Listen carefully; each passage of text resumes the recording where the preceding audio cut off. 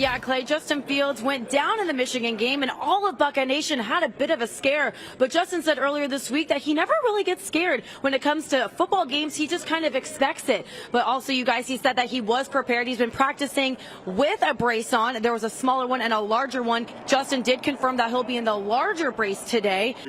Yeah, Clay, it was certainly an interesting conversation. I talked to Harry Miller, the freshman center. It was his first time addressing the media this week, but he certainly did not disappoint. So many interesting stories with him. And this week, I'm taking you inside the huddle as he talks with me about getting more playing time. Last week, Michigan had you very well covered, sometimes 2, 3 guys on you.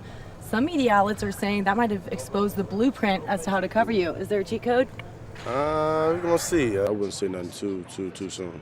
Chase, they're calling you a generational talent, leading the nation in sacks and tackles for loss, but there's one award that's lingering out there, the Heisman. Can you just talk about the emotions of going through that as a defensive player? It's definitely different. Probably not. We'll test the mental game here, okay? What's your worst habit? Not tying my shoes. And who's your favorite sports reporter? Come on. Stephanie. Thanks, Chase. Is he kind of the new Buckeye Bullet? What's going on there? You know what, Clay? He won't admit it, but he might be the Bullet. He had a big play against Penn State last week, very similar to what he had against this team up north last year in the shoe end zone, strips the ball away from the tight end. It's big plays like that. Why you want to go to Ohio State? Well, Ohio State is making their return to the field after the bye week. They got a little banged up after Michigan State, but having this off week helps them adjust to a shorter schedule. They're playing on a Friday night, and during that off week, Coach Day had the players write down 3 things that they needed to work on. Well, the Legends have a lot to be proud of this season, and I asked assistant coach Eric Snow, if you could sum up this season in one word, what would it be? And he said, success. They're the only team that's played over 20 players and are finishing above 500. And he says this is a league of opportunity. They can optimize on those chances, and every single game is a showcase. He finished with this equation: hard work plus preparation plus opportunity equals success. And the guys are definitely taking advantage of that this season and heading into playoffs.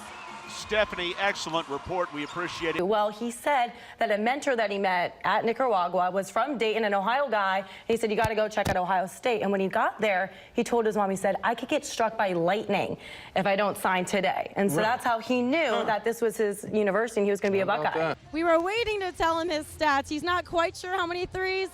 It was 9 of 10. 9 of 10, and he had 9 assists. How do you feel, and what was clicking with you tonight? Just a good game. So. Yeah, Devin was saying he's going to get 30, he's going to get 30. But then we see Warney doing this motion. Now tell me what that means. Back when I games. So. Well, thank you. It was an amazing game, and clearly we got to give you some time to call your agent. Oh, yeah. Back to you guys. Oh, thanks, Stephanie. Well, guys, the defense is suffering a major loss in 2 star players today. Jonathan Cooper told me he's still waiting till he's back to 100%. And as we know, Chase Young is dealing with the ineligibility issue. But that opens the door for some young guys to shine. Tyler Friday is back, Tyreek Smith, Javon Jean-Baptiste, and make sure you guys look out for number 33, Zach Harrison. He's a young freshman from the area. He's a Lewis Center kid. He's played in all 8 games. He's had 1.5 sacks and 3 tackles for loss. Definitely a big shoes to fill for Chase Young, but he's definitely got the confidence from his teammates. They're expecting it from him. Chase Young even said he's a freak. He's got the speed and the strength, and he won't be surprised if he excels in this game. Last time being at the shoe, can you talk about what it was like on your senior day? Oh, it was very emotional. Yo, my guy. How you doing? I'm good.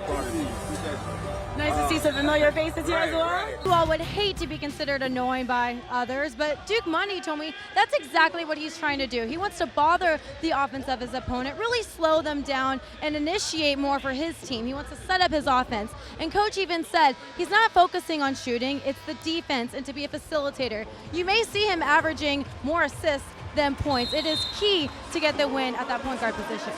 He seems to be confident but not cocky.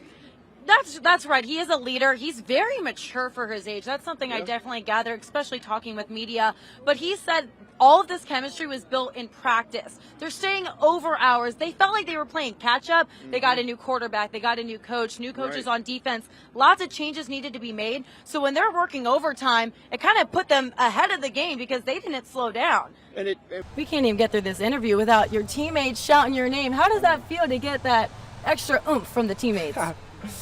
It's all fun and games. I gotta know, we talked about it at Big Ten Media Day, when you're trying to study and this guy's over there just trying to play around with you, what is it like at home during that? So distracting. But, Our defense was flying around. We were having fun. You are not a stranger to having fun. I talked to Jordan Fuller last weekend.